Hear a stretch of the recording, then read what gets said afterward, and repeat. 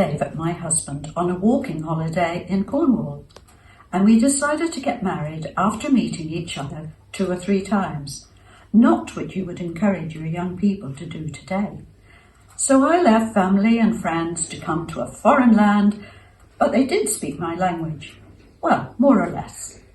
My mother-in-law was very supportive, and I eventually called her my Naomi. She could have quite resented this foreigner marrying her precious only son, but she took me under her wing. We hadn't been married long when we received news that my father had collapsed and died of a heart attack. He was only 48. I also became pregnant and was very ill, similar to the same condition that Kate Middleton had in her pregnancies. At 38 weeks, I realised that the baby was not moving and so was admitted to hospital. Other pregnant mums-to-be asked me when my baby was due, and I had to explain that my baby had died. They quite naturally didn't know what to say, so they avoided me. It was a very dark time going into labour on my own and the complete silence in the room when the baby was born.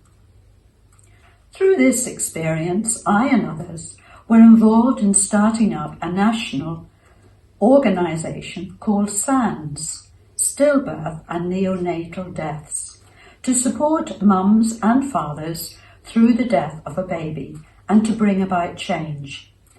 I'm glad to say that today many positive changes have taken and are taking place. I was asking questions to myself, such as, what was the meaning of life? Was this all there was?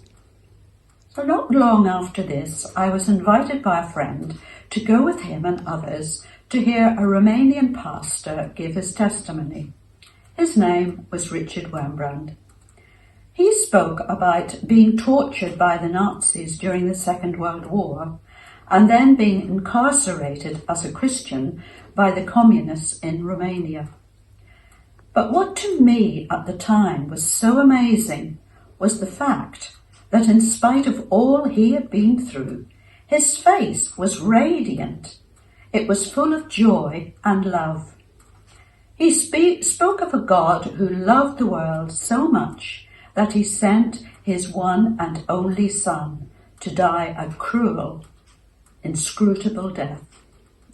For God so loved the world that he gave his one and only Son, that whosoever believes in him shall not perish, but have everlasting life.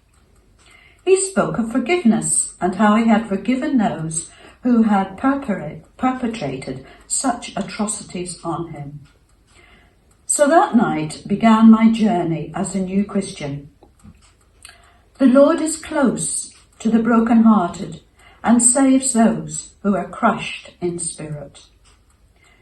David and I now find ourselves going out to Romania and supporting, befriending abandoned young people. We have a lovely relationship with them and count it a privilege to be alongside them. So we have come full circle. One thing I have discovered is that God's plans are not thwarted by our trials. Rather, the gospel goes out. God uses the trials of his people as part of his plan for the salvation of the world. Paul, in his letter to the Corinthian Christians, says it much better than me. Let us give thanks to the God and Father of our Lord Jesus Christ, the merciful Father, the God from whom all help comes. He helps us in all our troubles, so that we are able to help others who have all kinds of troubles, using the same help that we ourselves have received from God.